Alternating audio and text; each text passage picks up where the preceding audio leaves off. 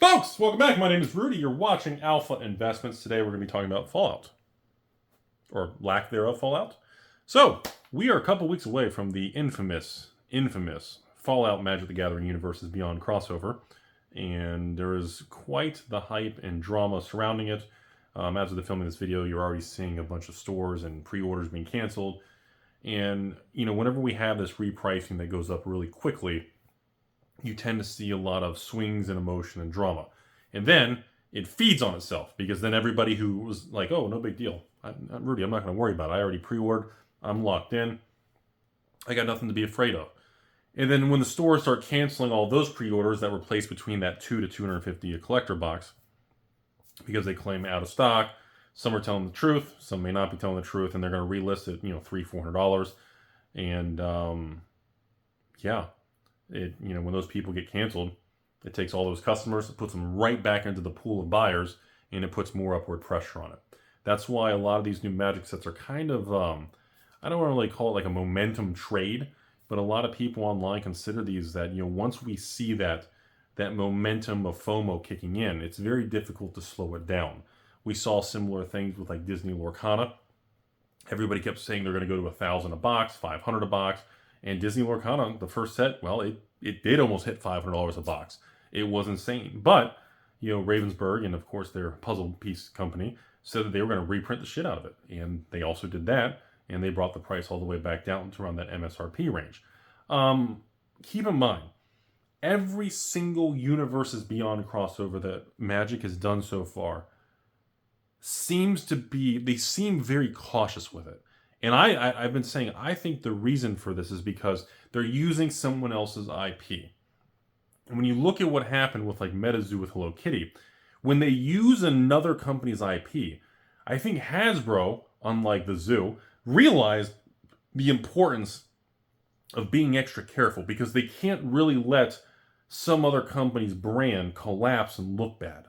And I believe that seems to be, because if you look at even Warhammer 40K, which those commander deck sets had like 5 reprints, and it still didn't really tank the price or do much. People just loved them. And that's what I see happening with Fallout with the commander deck sets. By far, incredible commander deck sets. Spoilers are coming out now. I encourage you to check out the other YouTube channels and Google it. Incredible reprints, and looks like an absolute blast. Probably one of the best commander deck sets I've seen in a long time. So to see like TCG Player ran that special with some of the stores where they had that special thing on the front page and special reduced fees and all that secret stuff behind the scenes. And they moved, I heard some, I don't know if it's true. Some people were telling me 10 to 15,000 units were moved, including loose decks and sealed and complete sets. That seems kind of extreme. All I know is they moved a lot of decks. I don't know if it was 1,000 or the 10 to, somebody told me 14,000 based on data scraping. I don't know if that's true. That seems too high. But anyways, they moved a ton, and people just want the product. So when we look at the collector boxes, Magic's gone out of their way, put certain versions of cards, plus the serialized cards, only in collector versions. And they've made the print run extraordinarily low and tight. And obviously we all know any extra restock or supply of Fallout collectors is not going to go to the 3,000 LGSs. It's going to go through Amazon. And of course, that is kind of and look, it's a dirty thing, but you have to understand what's going on here, folks. Hasbro needs revenue, right? We're all on the same page there. If they are forced to cut print runs, how do they keep the revenue from collapsing like some of these indie TCGs? How do you keep the revenue high while reducing supply and print run? Well, simple. Hasbro cuts the print run real low, makes the collector box super limited, which they're collector items and they're collectibles, not game pieces, so they should be fucking limited. But then what they're doing is they're taking the rest of it and putting it direct with Amazon, and they're selling the direct boxes for that $300 to $350 a box. So if they cut the print run, let's say they cut it in half, okay? But the thing is, a big chunk of that print run is so they're able to capture double the revenue. Even though they cut the supply and cut their revenue in half, they're able to capture a lot more revenue per box and compensate with the teeter-totter tilt. They can tilt it hard, but get more revenue per unit, even with a tighter print run. I believe that's what's been going on, and I believe that's what they're going to see continue to happen. And I believe after the success of Fallout, even, and some people like, Rudy, you should tell people don't touch it because they're going to do a surprise. We found 100 pallets. And that could be true. This whole situation is very high risk. Whether you buy from Billy Bob's Timmy's Emporium, or you buy the Rudy one box for $10,000, or you just skip the whole thing. Understand, if Wizards bamboozles us, and suddenly 3 months from now, we got 100 pallets, order what you want.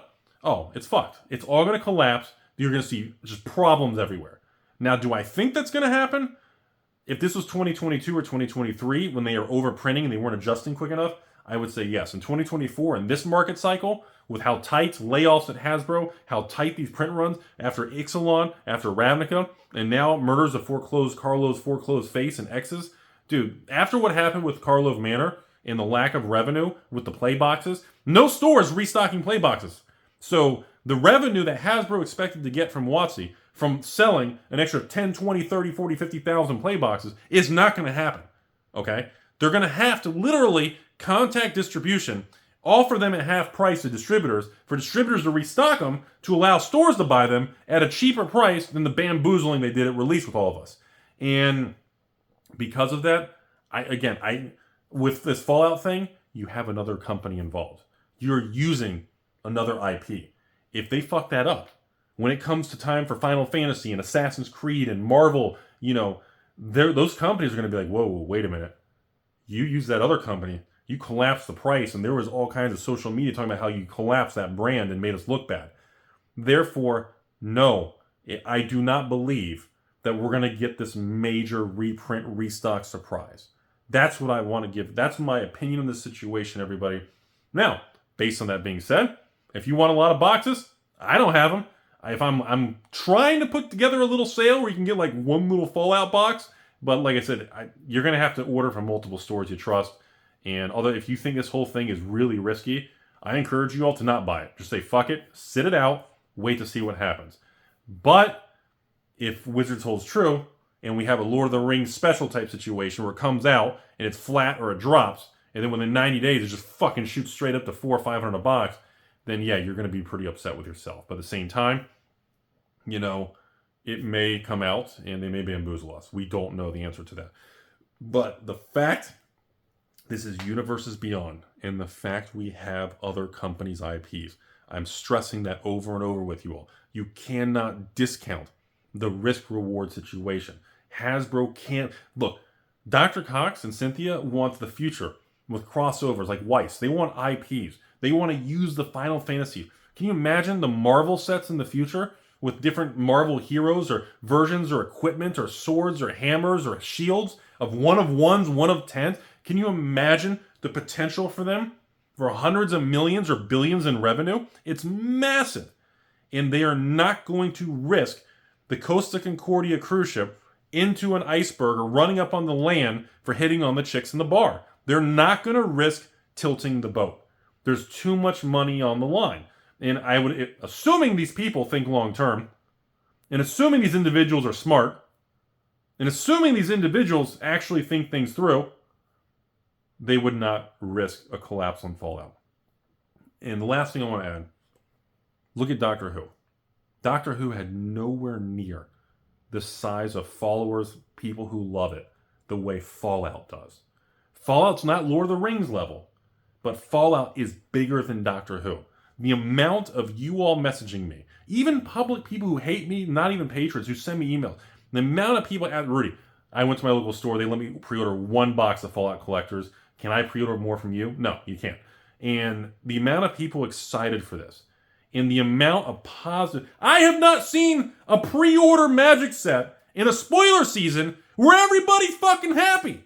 When's the last time you saw a pre-order or Magic spoilers come out and everybody is not bashing it? Huh? When's the last time? People bash the last 5 sets in a row. Karlov got foreclosed. Ravnica remastered themselves into the dirt. Let's see here. Oh, God. Ixalan. The Curse of Ixalan is going to continue. Before that, Wilds of Eldraine. Trash. Nowhere near as good as Throne. I mean, they literally, you keep going back. Everybody, I mean, when's the last time a pre-order spoiler season hype and everybody was genuinely happy with the reprints, with the framework, with the brand and the IP in a Universes Beyond? I haven't seen this since Lord of the Rings. The only difference is, unlike Lord of the Rings, the supply for the collectors is super low. The good news is the Commander decks are printed at a normal supply, just like the Warhammer 40K. And guess what? Yeah, they're going to average. I mean, even everyone's Rudy. Can you comment real quick? What is it, Bill? What is it, boy?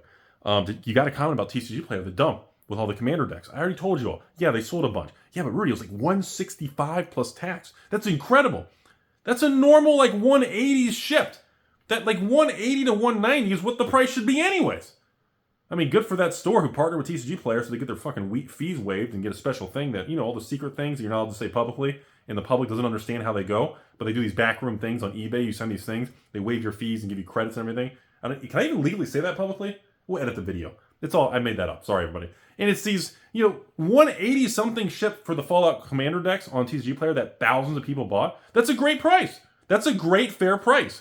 Now, do I think that's the bottom or the top? I don't know. But I can tell you, it doesn't matter if the Fallout Commander decks go to 210, 200, 190, 180, or even 170. Because guess what? They're all going to sell.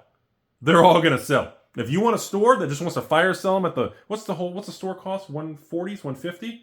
Yeah, I mean, you know, if you want to sell them and make 10 bucks a piece, $5 or whatever, or you want to just dump them all, that's up to the individual store. Everybody runs their business different. But the product's going to sell.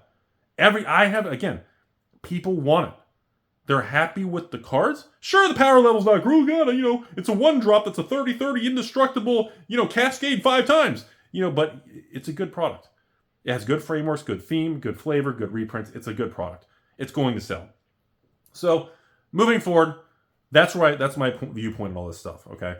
My advice to most people out there, honestly, buy a set of Commander decks. Or buy 2. Open one, keep one sealed, put in your closet, be an evil Rudy investor, and let's pump the market. You know, then we can dump it on your wife's boyfriend. You know, that's an option. Or just don't buy any of it and wait for the crash that you think is coming, right? Or, honestly, like I said, I'm hoping to be able to just, honestly, like, I was like, dude, you know, if I scrapped and didn't sell any Fallout Collector boxes, let's just do like 10 box openings at like a case a piece, and let's just hunt serial and have fun with it. Like, I thought about that. But I'm leaning towards doing that stupid, nasty deal where I have to buy like 600 Karlov collectors to get 300 Fallout collectors, and I can make a little bundle with sell something good and something shitty. I don't know. I don't know. I haven't committed to it. But anyways, that's where it's at, folks. I don't know how it's going to unfold. My advice to everybody: if you enjoy Fallout and you want to buy these things, definitely buy the Commander deck and maybe buy a collector box if you like it. If you're worried about manipulation or if Wizards is going to pull a fast one, sit it out. Don't take the chance. Because none of us really know. I don't have any inside information on this particular situation. And the fact that I don't have any whispers or inside information tells me that I think they're telling the truth. Usually there's rumbles about big dumps or an Amazon dump or a reprint. Usually I can get a vibe for it. But the fact I don't have any secret stuff, I haven't heard anything weird, and the fact it seems what's going on is pretty authentic. I think even if we see the price swing 10%, that's market noise. Unless we see big moves, you know, if the Fallout Collectors goes from 345 to 325, I don't consider that, you know, people send me messages. Rudy, did you see it tanked? It moved in 8%. That's like a daily thing. That's all I have. It's going to be a lot of fun. It is coming up here, and good luck to everybody out there. And I will report back in the next 2 weeks here after we run the Rudy dump. And I sell my own Commander decks, and we do some Fallout and maybe even do some box openings, and we'll see how it all goes, everybody. Should be a lot of fun. These cards do look pretty fucking cool.